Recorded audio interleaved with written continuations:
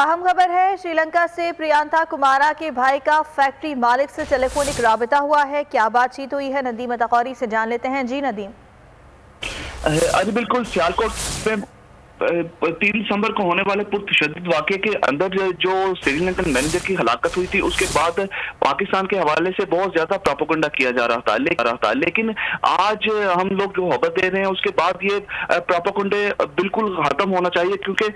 Sri Lankan manager जो प्रियंका कुमारा जो हलाक हुआ था तशद्दुद के दरमियान, उसके भाई की कॉल यहाँ पर निजी फैक्ट्री के मालिक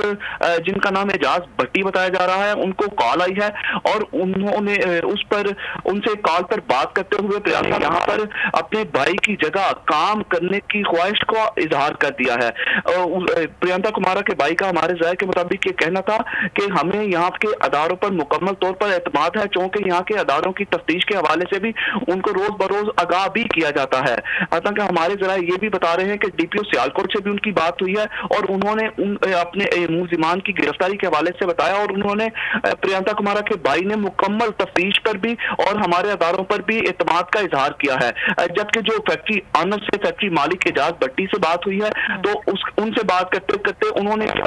कि मैं अपने भाई की जगह यहाँ पर आके खिदमत सर अंजाम देना चाहता हूँ, लेकिन एजाज भट्टी ने आगे से जवाब दिया कि हम लोग आपको लाजमी जरूर इसमें इन्वॉल्व करेंगे, लेकिन इस मामले के चलान पेश हो जाए, मुलजिमान को सजाएं यहाँ पर मिल जाए, हमारा कोई फैसला आ जाए, हम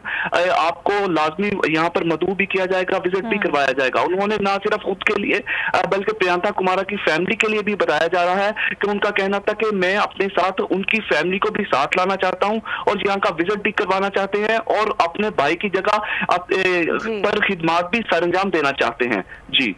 ठीक है नदीम अताकौरी, इस बारे में आपने आगाह किया, बहुत शुक्रिया आपका। सब्सक्राइब करें और बेल दबाएं ताकि कोई खबर रह न जाए।